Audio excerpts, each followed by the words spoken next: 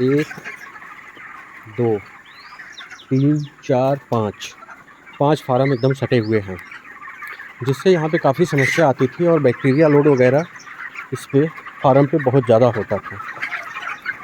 20 दिन तक बर्ड ठीक-ठाक चलते थे। उसके बाद इसमें एक मोर्टेलिटी का प्रक्रिया चालू हो जाता था और वो रुकता नहीं था। चाहे कितनी भी दवाएँ चला लेते थे या कितना भी मेहनत कर लेते थे, और वहाँ पे ये लोग फेल होते थे और मोर्टेलिटी शॉर्ट अप कर जाती थी 15 से 20%, 25% तक, और उसमें इनको सिर्फ लॉस ही होता था, प्रॉफिट नहीं होता था। तो इस बार इन्होंने क्या किया, कैसे बर्ड को तैयार किया, इसके बारे में अभी हम फार्मर से पूछते हैं। तो आइए मिलते हैं। ये दीपू सिंह जी हैं। इनका जो है ये 3 शेड है, इसके बगल वाला, ये वाला और इसके बगल वाला। लगभग 8,000 बर्ड इनके फार्म में पड़े हुए हैं। पहले ये लोग उतना अच्छा रिजल्ट नहीं निकाल पाते थे, तो आइए पूछते हैं इनसे कि जो है ऐसा क्या इन्होंने किया। आइए मिलते हैं। ये है दीपू सिंह जी। इनका टोटल 3 फार्म है। एक फार्म उस साइड में है, ये बीच वाला फार्म है और इसके बगल फार्म है। तीनों की कैपेसिटी लगभग सेम है। 3,500 स्क्वायर फीट, 3,500 स्क्वायर फीट का जो है इनका फार्म है। इसमें 2800 के लगभग बर्ड पड़े हुए हैं। और आइए जानते हैं इनसे कि पहले जो ये कर रहे थे और अब जो कर रहे हैं उसमें क्या अंतर इनको समझ में आया। पहले इनकी तैयारी उसी हिसाब से नहीं आती थी, लेकिन इस बार 28 दिन में इन्होंने 1.5 किलो का बर्ड किया हुआ है। तो दीपू जी बताइए कि पहले आपकी फार्मिंग कैसी थी और अब ये इतना अच्छा रिजल्ट आप कैसे लाए हैं। देखिए, पहले कुछ हम लोग को जानकारी का अभाव था, अपने तरीके से फार्मिंग करते थे, लेकिन धीरे धीरे काफ़ी नुकसान हुआ। फिर हम लोग संगम पोल्ट्री से जुड़े, इनसे कुछ जानकारी मिली, इनके यूट्यूब चैनल से देख के कुछ जानकारियाँ हुई। तो हमारे यहाँ कुल 5 सेट है, 3 लोगों का सेट मिला के 5 सेट है।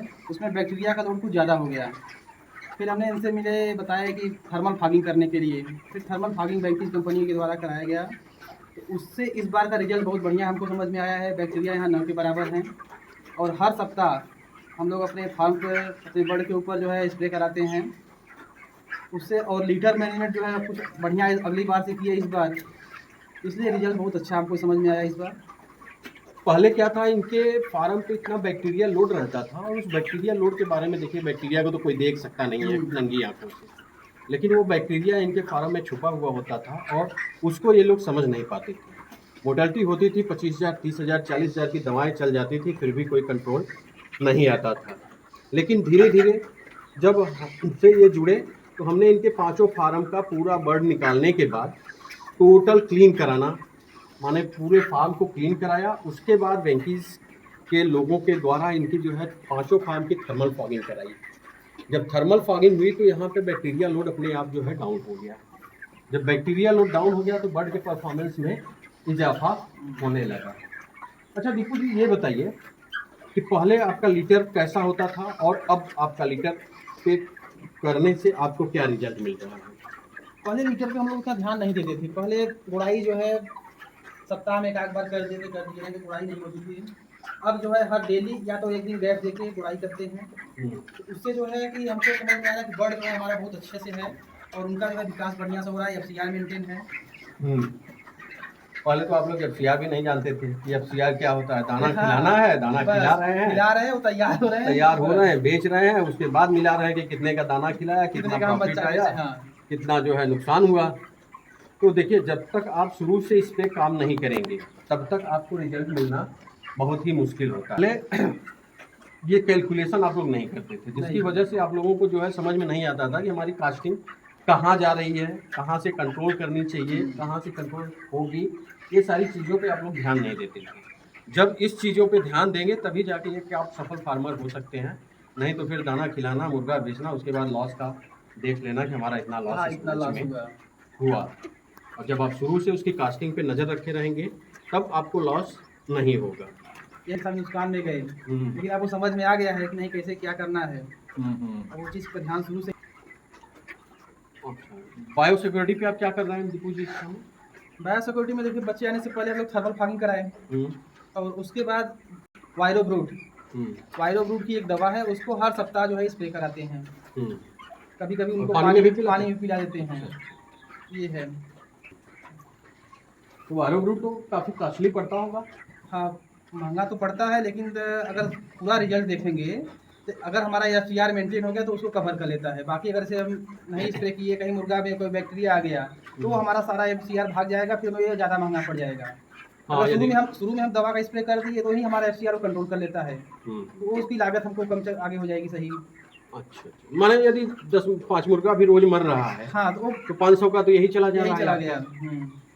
तो उसको यदि आपने बचा लिया तो 500 रुपए तो आपके रोज बच रहे हैं ऐसे ही। ना। हाँ, और स्प्रे आपको हफ्ते में एक दिन हफ्ते में करने एक दिन हैं। करना है। और बहुत ज़्यादा कॉस्ट पड़ता होगा तो हमको लगता है 400-500 के आसपास स्प्रे एक का। फाइल में और पूरा 1 लाख निकल जाएगा। एक फाइल पे पूरा 1 लाख 1 केजी पे निकल जाता है। तो हमको लगता है 1300-1400 के आसपास होगा वायरो बस ग्रुप। बस। उतने में पूरा लाट निकल जाता है और आपकी मोर्टेलिटी तो कंट्रोल हो जाती है ना, कहीं पे उस हिसाब की मोर्टेलिटी नहीं होती है। अच्छा, पिछली बैच में कितनी मोर्टेलिटी हुई थी आपके यहाँ पे? पिछली बैच में हमारे लगभग इतने ही बर्ड में लगभग 800 मोर्टेलिटी हुई थी। 800। 800 मतलब 10%। लगभग 8,500 से 7600 बच्चे में हम्म। 800 के आसपास मोर्टेलिटी हुई थी। और इस बार अभी तक कितना मोर्टेलिटी है? अभी हमारे यहाँ लगभग पहुँचा है 150 150। मोर्टेलिटी हुई है इस बार। अच्छा अच्छा। और बर्ड में कहीं कोई दिक्कत तो बर्ड में समझ कोई आ दिक्कत रही नहीं है। और इधर अच्छा 4-5 दिन का कितना मोर्टेलिटी हुआ होगा आपके फार्म में? एक दो ऐसे करके है। एक एक दो, दो। कभी 3 कभी 2 ऐसे करके है। अच्छा, माने काफ़ी हद तक आपने कंट्रोल करके रखा हाँ हुआ हाँ है। हाँ। और उसमें भी कोई अनहोनी हुई थी जिसकी वजह से मोर्टेलिटी को? हाँ, वो बीच में जो है चूहा तो बच्चे जब आए थे उसी समय घुस गई थी, तो उसमें हमारा 30-35 बच्चा उसमें नुकसान हुआ था। माने 35-40 इसको भी जो अनहोनी की वजह से हाँ हुई हाँ है हाँ, इसको भी कर देंगे तो 100 के आसपास आपकी 100 के मोर्टेलिटी आसपास आ जाएगा। हो जाएगी, जो कि अभी 2% के अंदर ही अंदर ही आपकी है। मोर्टेलिटी है। अच्छा, लीटर पे आपने काम अच्छा किया है, देख रहे हैं लीटर आपका बहुत ही अच्छा है। देखिए लीटर जब अच्छा होता है तो क्या होता है कि उसमें से अमोनिया गैस वगैरह नहीं निकलती है और ये गैस बहुत ही खतरनाक होती है मुर्गों के लिए। जब आप डेली गुड़ाई करते हैं तो उस हिसाब से अमोनिया गैस आपको फार्म में नहीं मिलती है।